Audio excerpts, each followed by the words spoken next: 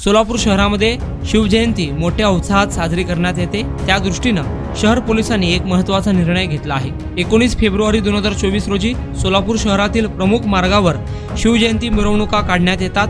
त्या अनुषंगाने मोठ्या प्रमाणात शिवप्रेमी भाग घेतात। सदर मिरवणूक मार्गावर मिरवणुकीवेळी वाहनांचा अडथळा निर्माण होऊन कोणताही अनुचित प्रकार घडू नये यासाठी दिनांक 19 फेब्रुवारी 2024 रोजी सकाळी 7 वाजल्यापासून ते 19 फेब्रुवारी 2024 रात्री 12 वाजेपर्यंत सोलापूर शहरातील काही प्रमुख मार्ग वाहतुकीसाठी बंद करण्यात येत असल्याचे आदेश पोलीस आयुक्त एम राजकुमार यांनी काढले आहे।